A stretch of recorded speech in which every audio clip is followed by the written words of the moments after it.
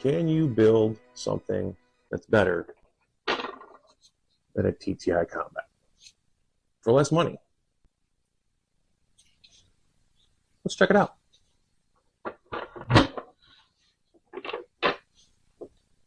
Just came up with this. Of course, with YouTube fashion, all clear. And of course, drop the bag here. And we are clear. So, the TTI Combat. It's an awesome gun. It's not, nothing to be said about that. It's an awesome gun. But what came before it was the rival Dark Side.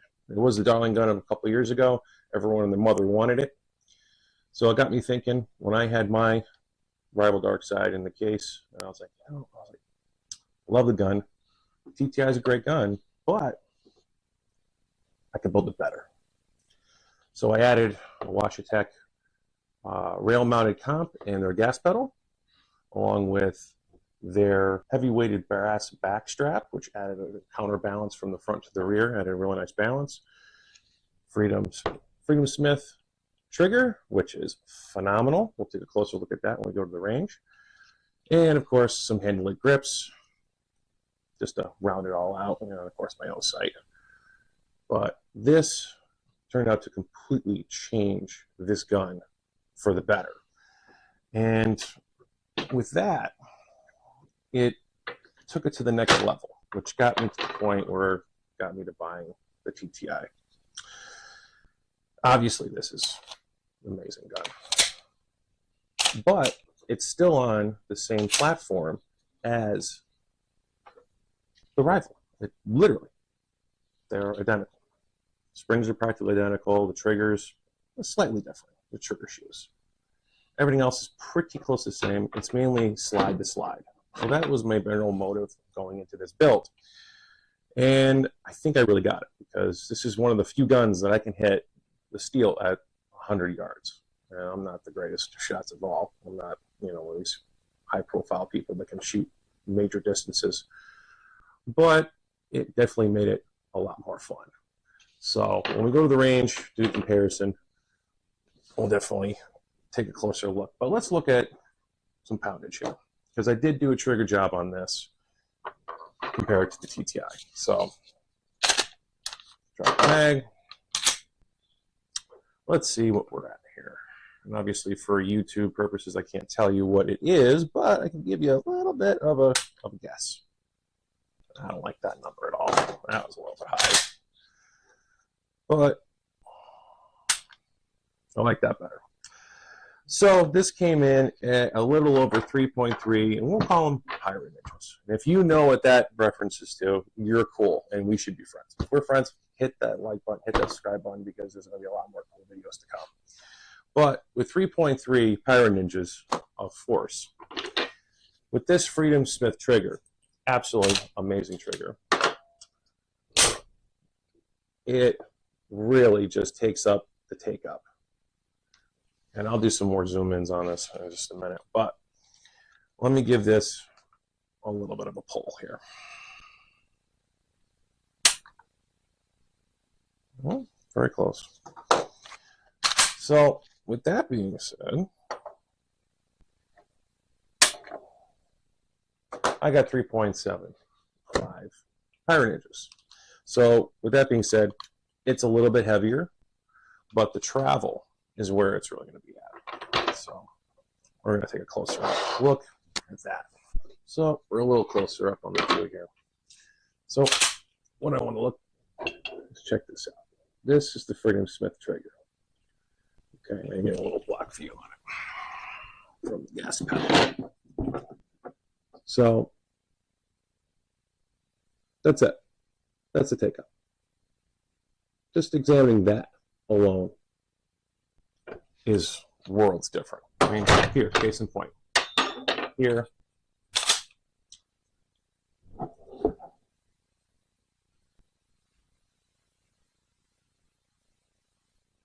I mean, this shoe, the safety shoe, definitely gives it something to be desired. But it's close. It basically eliminates that extra bit. And then obviously, so, and there we go. Not bad. I mean, mechanics are known for their triggers. But this just takes it to the next level.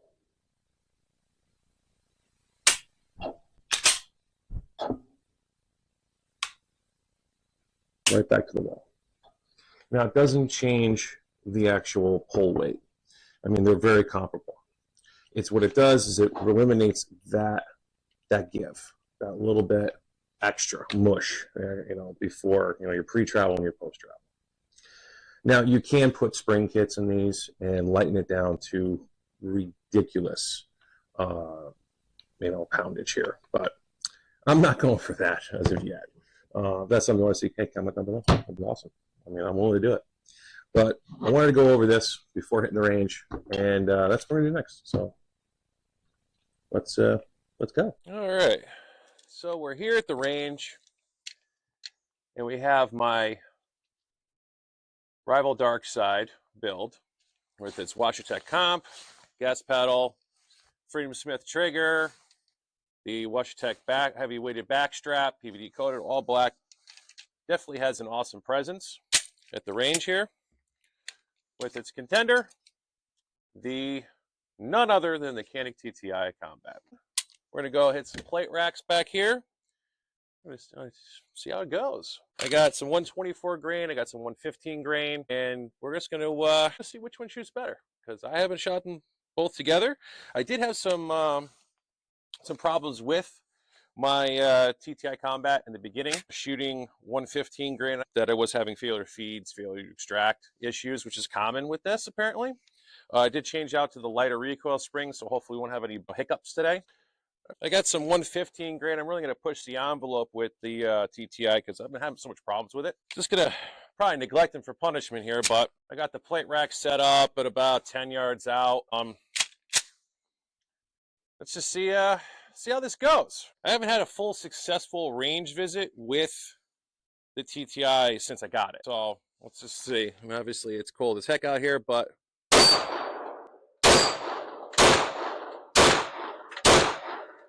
what am I missing? It's just cold as heck out here.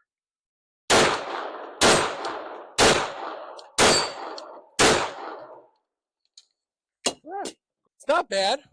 I mean, the lighter recoil spring, I'm not really feeling a dramatic reduction. Maybe I'm just not used to it yet, but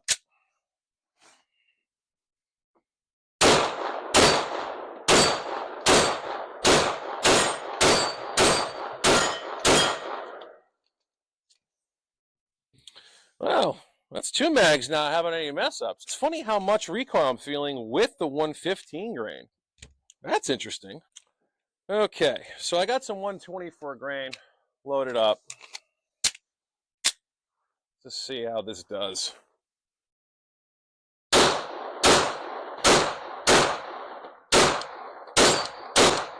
It's cold out here. Woo! It's about 15 degrees out here. So let's see how this works. Whew, I'm shooting like garbage today. Huh. Keep going. Reset this plate rack here. Whoop. Almost had a failure to go into battery on that one.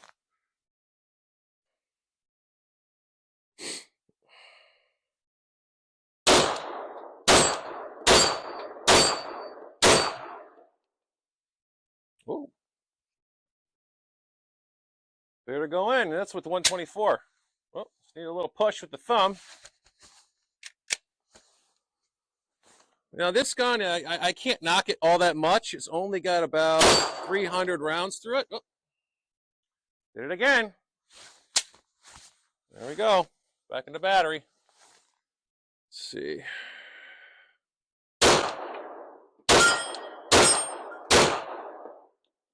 Now I definitely feel the recoil reduction a lot more with the 124 grain. So that's probably what I'll stick with this gun. That's what all the forums are going at with this. Reddit, Facebook, you name it.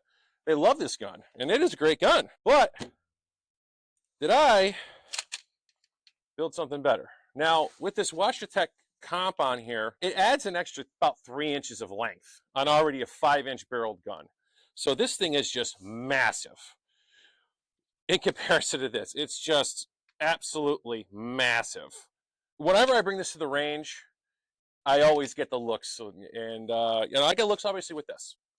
But it's also probably good to say is that no one sent me any of these. The guns, the accessories, Washatec, anything. Canik did not send me anything. TTI, I have no affiliation, so just wanted to make that clarified. You know, I'm just a guy hit the record button. But let's go shoot this. Let me reset my plate rack over here, and give this a go-ski. Oh, that's an empty mag. Got some 124 grain, same as what I was doing with the TTI. And the only thing I could say is I've never had a failure with this gun. I've had failures with this. Take it as you will with that one. But with this, it's just beyond.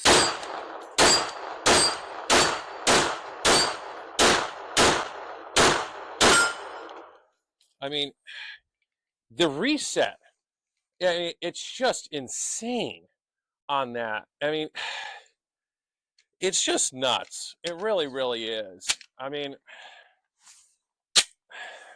it's just completely wakes up this gun to the point where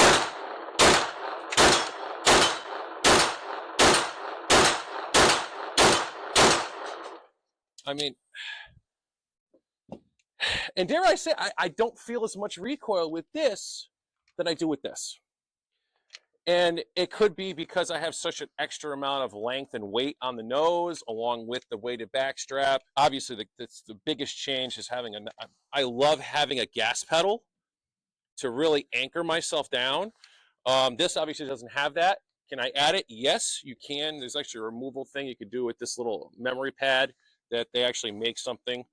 Some companies do. Maybe I'll add that to enhance the experience. Maybe add the weighted back strap to this, to the TTI. But as much as it is, I mean, they're both great guns.